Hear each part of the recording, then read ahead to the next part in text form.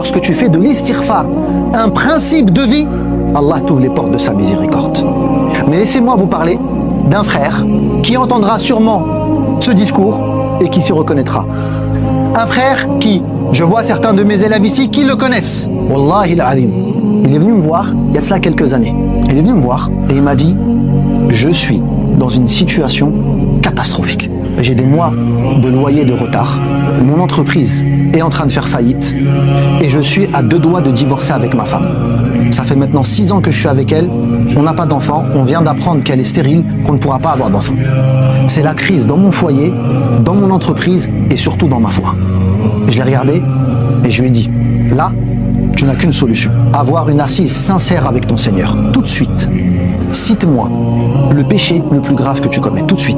Prends 2 minutes, réfléchis. » Il a pris le temps de réfléchir et il m'a dit « Je sais. Pendant que je travaillais, alhamdoulilah, j'ai fait beaucoup d'argent. Mais j'ai pas sorti ma zakat. » Je lui ai dit tout de suite, prends tes relevés bancaires. Fais le compte. On va faire tout de suite, on va comptabiliser ta zakat tout de suite. Il prend son téléphone, il se prend, tac, on arrive à un chiffre. Je lui dis maintenant tout de suite, à l'instant, paye ta zakat. Il me dit, je peux pas, j'ai pas d'argent, j'ai pas 1 centime dans mon compte.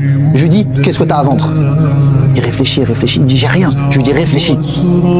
Il réfléchit, il me dit, je sais, j'ai une 2e voiture. Je lui dis, bismillah, connais-tu quelqu'un qui est prêt à l'acheter? Il me dit, je sais pas, il y a peut-être un frère qui voulait. Je lui dis, donne-moi son téléphone. J'appelle le frère, je lui explique la situation, je lui dis, s'il te plaît, achète la voiture au frère. Il me dit, ça y est, je lui achète. Le montant, tant.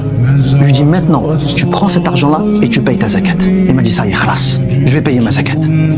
Je lui dis, maintenant, tous les jours, je veux te voir, après le maghreb, à telle place dans la mosquée, en train de faire l'istighfar. Tu ne bouges pas, tu ne parles à personne, tu ne réfléchis à rien, tu dis juste astaghfirullah wa atubu ilayk, astaghfirullah wa atubu ilayk, astaghfirullah wa atubu ilayk. Le frère est venu pendant des semaines, tous les soirs, à la mosquée, au même endroit, astaghfirullah wa atubu ilayk. Jusqu'à ce qu'un jour, pendant que je faisais cours, je me rappelle comme hier, c'était là, après le asr, dans la mosquée.